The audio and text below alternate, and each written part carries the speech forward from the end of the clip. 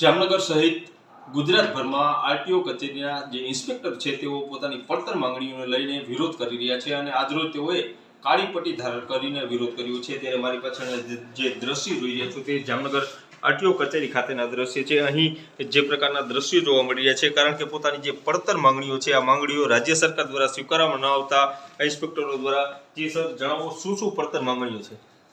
અમારા મોટર વાહન વિભાગે કુલ 19 માંગણીઓની રજૂઆત કરેલી છે, જેનું નિરાકરણ લાવવા માટે વખત અમારા એસોસિએશન તરફથી વિભાગને રજૂઆત કરવામાં આવેલ છે।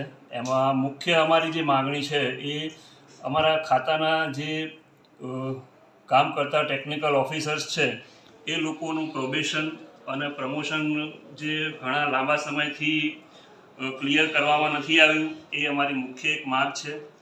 પછી બીજી માંગમાં જે અમારા ખાતાના ચેકિંગ અધિકારીઓ છે એ રાઉન્ડ ધ ક્લોક ચેકિંગ કરતા હોય એમને જે મૂળભૂત સવલતો મળવી જોઈએ જેનાથી અસરકારક કામગીરી થઈ શકે એ અમારી મુખ્ય માંગ છે।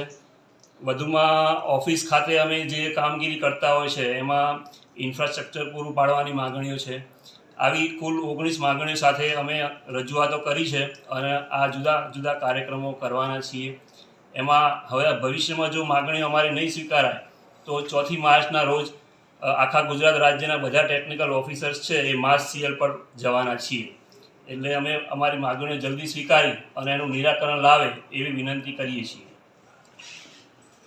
જામનગર આરટીઓ કચેરી ખાતે ખાસ કરીને જે ટેકનિકલ વિભાગના ઓફિસર છે આ ઓફિસર દ્વારા કુલ 19 જેટલી માંગણીઓને લઈને વિરોધ કરી રહ્યા છે। ત્યારે તેઓ ચીમકી પણ ઉચ્ચારી રહ્યા છે કે જો તેમની આ માંગ સ્વીકારવામાં નહીં આવે તો આગામી દિવસોમાં ઉગ્ર આંદોલન કરવામાં આવશે। મનસુખ સોલંકી, આજકાલ ન્યૂઝ, જામનગર।